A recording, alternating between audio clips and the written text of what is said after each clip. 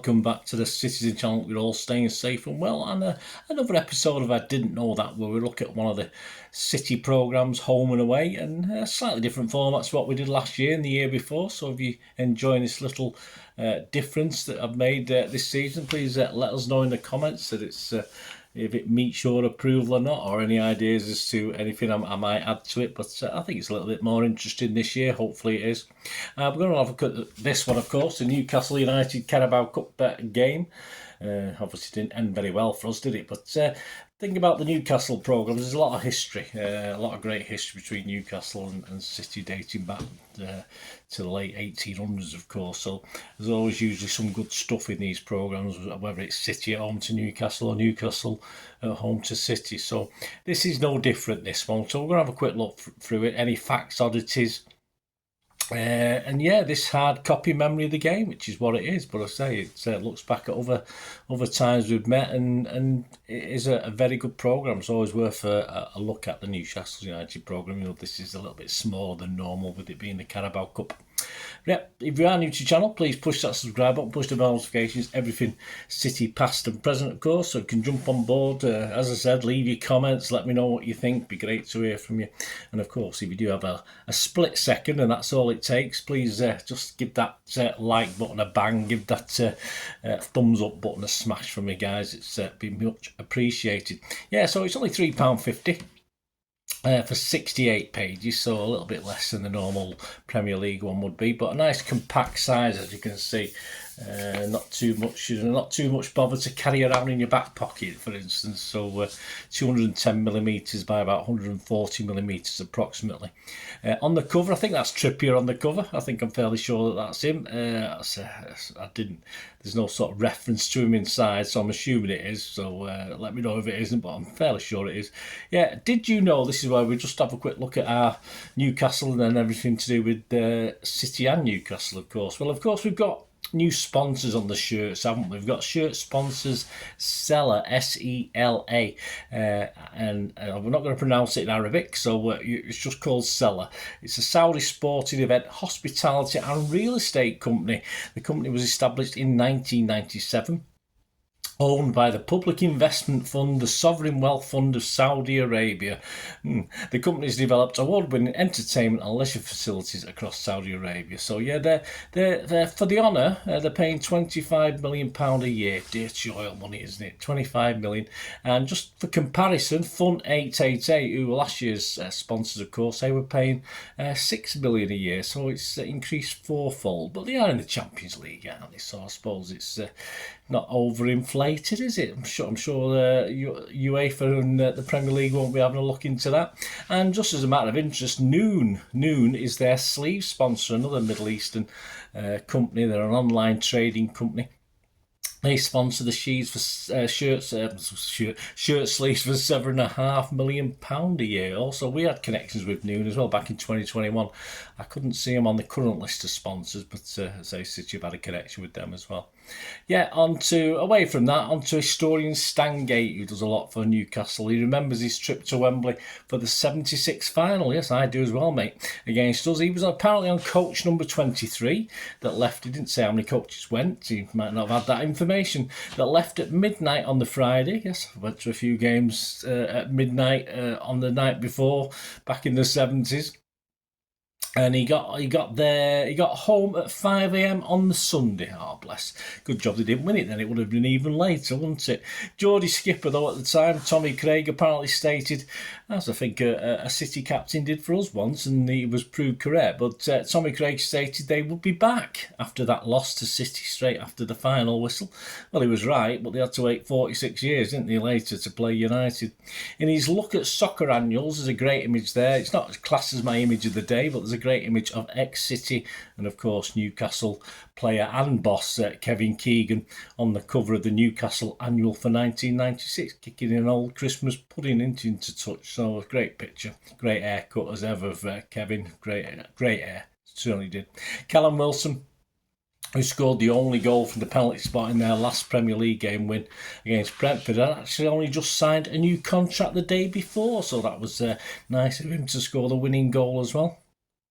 What about Newcastle and City? What about Newcastle v City? Well, When Worlds Collide looks at two so-called lesser players who met in a match-up, in this instance at the City of Manchester Stadium on the 11th of November 2006.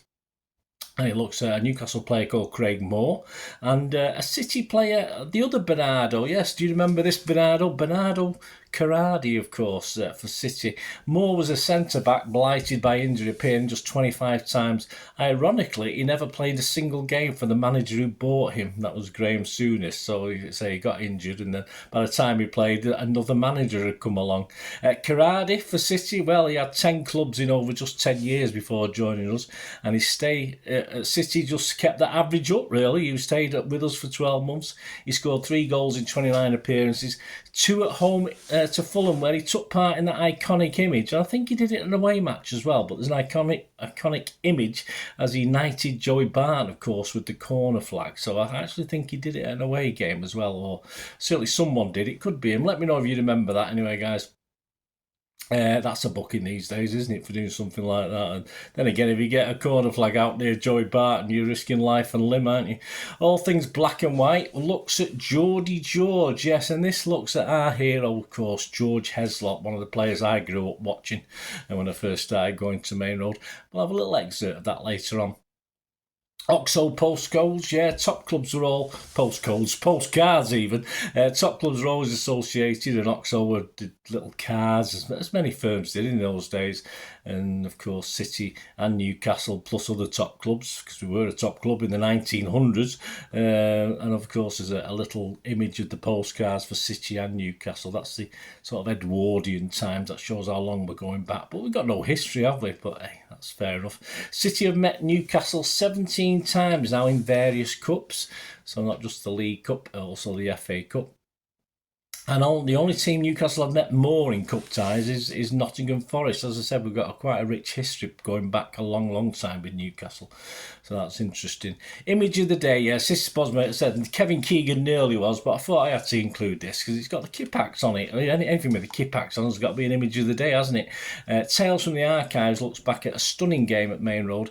I wasn't there, so 1957. I wasn't even a twinkle in my dad's eye, guys, before you start. But of course, this was a third round replay with drawn 1-1 at St James's Park.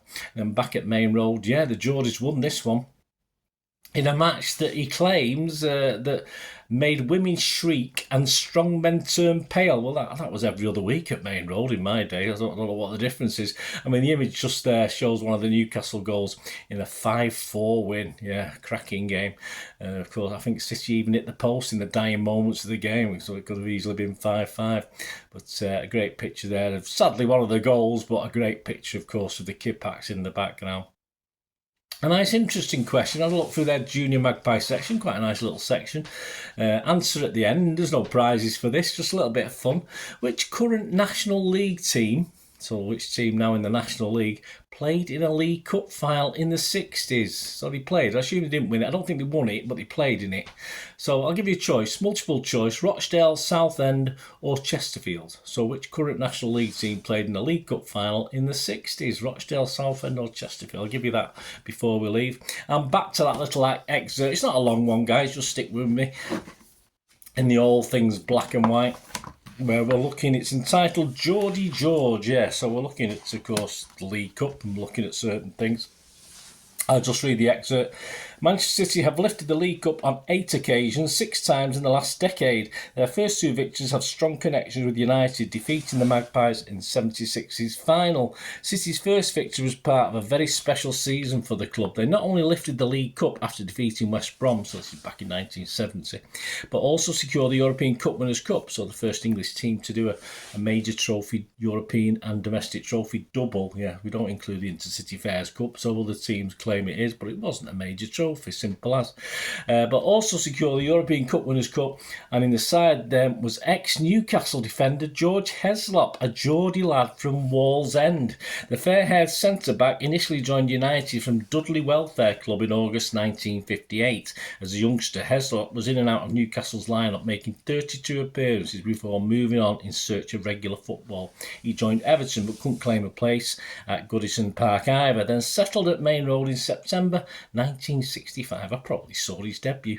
George became first choice in defence, winning promotion to the top flight, then the ultimate prize, the First Division trophy in 67-68, won back at the Gallagate, of course, in a sparkling and much remembered title decider at the end of the season.